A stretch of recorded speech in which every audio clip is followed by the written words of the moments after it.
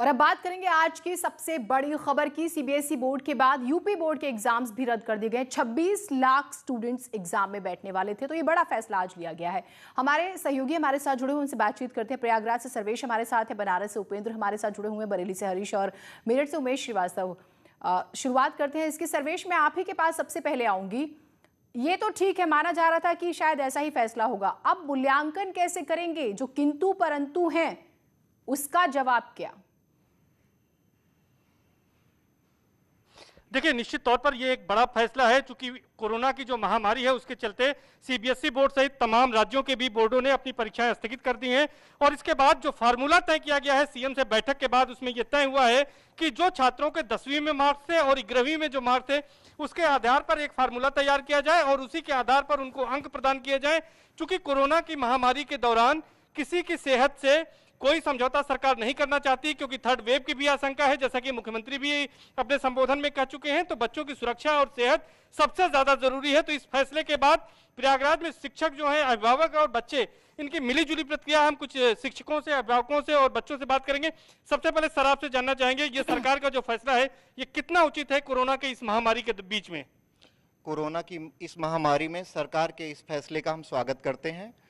इसमें कुछ 2 से 3% बच्चों का नुकसान हो सकता है। बाकी सभी बच्चों के जैसे 10th में मार्क्स होते हैं उसी के आसपास 11th में भी मार्क्स होते हैं। किसी बच्चों को नुकसान नहीं होगा, आपका मानना है? नहीं, 2 से 3% जो टॉपर स्टूडेंट होते हैं, जिनको जो 10th के बाद थोड़ा सीरियस ज्यादा होते हैं कि हमें बोर्ड में कुछ अच्छा करना है, उनका बहुत बेनिफिट होता है। हम इस समय रानी रेवती स्कूल में हैं, क्योंकि मुझे सभी के पास जाकर रिएक्शंस लेने हैं। उपेंद्र भी हमारे साथ हैं।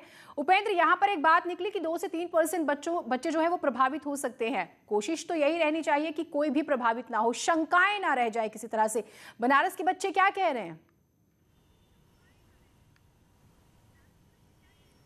देखिए, बिल्कुल बनारस के बच्चे क्या कहते हैं जान लेते हैं। हमारे साथ श्रेया है। आप अपना पूरा नाम बताइए और ये बताइए कि ये जो दोस्त आप लोगों की जो तैयारी थी वो कितनी थी और इस फैसले से आप कितना खुश हैं? मेरा नाम मनीषका पांडे है और मैं आर महिला इंटर कॉलेज की स्टूडेंट हूँ।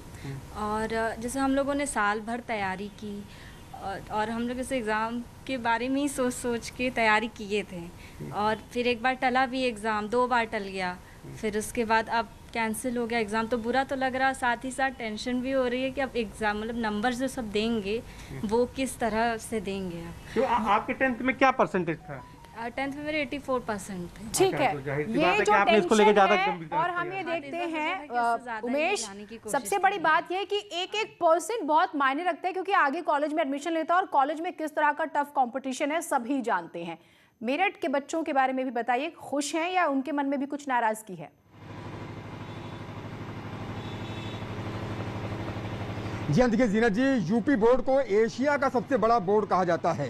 दुनिया का सबसे बड़ा बोर्ड अगर कहीं है तो वो उत्तर प्रदेश का बोर्ड है। और अगर यूपी बोर्ड ऐसा निर्णय लेता है तो बिल्कुल महत्वपूर्ण निर्णय है, क्योंकि छात्रों के स्वास्थ्य का ध्यान रखना बेहद आवश्यक था और सरकार ने उसी दिशा में कदम उठाया है। हमारे साथ कुछ बुद्धिजीवी मौजूद हैं, उनसे बात कर लेते हैं। सर, आप ये बताइए कि यूपी बोर्ड के इस फैसले को आप किस नजरिए से देखते हैं और मार्किंग कैसे होगी? सबसे बड़ा सवाल अब यही छात्र भी पूछ रहे हैं, पेरेंट्स भी पूछ रहे हैं। छात्र हित के लिहाज से सरकार का ये निर्णय बहुत ही सराहनीय है, क्योंकि जिस हिसाब से कोरोना के केसेस बढ़ रहे थे और हम पिछले कुछ दौर से देखा है कि बहुत बुरी स्थिति थी, उसे देखते हुए सरकार का ये निश्चय ही बहुत अच्छा सराहनीय कदम है। लेकिन यहाँ उसके साथ साथ कुछ बातें उठनी भी स्वाभाविक है। वो यही है कि हमारी जो मार्किंग होगी वो कैसी होगी। और बिल्कुल सवाल यहीं पर फंस रहा है कि मार्किंग के लिए फॉर्मूला क्या रहेगा। हरीश भी हमारे साथ हैं। हरीश, बरेली के बच्चों के बारे में हम जानना चाहेंगे कि भाई वो क्या कह रहे हैं, क्योंकि कुछ स्टूडेंट्स ऐसे होते हैं जो पूरे साल नहीं पढ़ते लेकिन एग्जाम्स में बहुत पढ़ते हैं, तो उनकी भी गुंजाइश, उनको डर है कि भाई हमारे मार्क्स तो हम परफॉर्म ही नहीं कर पाएंगे उस हिसाब से, अगर 9, 10, 11 के हिसाब से अगर आप मार्किंग करते हैं तो। बिल्कुल सीनत, तो मेरे साथ कुछ ऐसे बच्चे हैं जो पढ़ाई को लेकर चिंतित थे और अपनी परीक्षाओं रद्द होने के बाद हालांकि कुछ छात्राएं खुश भी हैं और कुछ का कहना है कि हम तैयार थे। और उन्हीं छात्राओं से जान लेते हैं कि क्या किस तरह की तैयारी की और अब सरकार ने जिस तरीके से फैसला लिया है, आप कितने तैयार थे और क्या आने वाले समय में किस तरीके देख रहे हैं आप?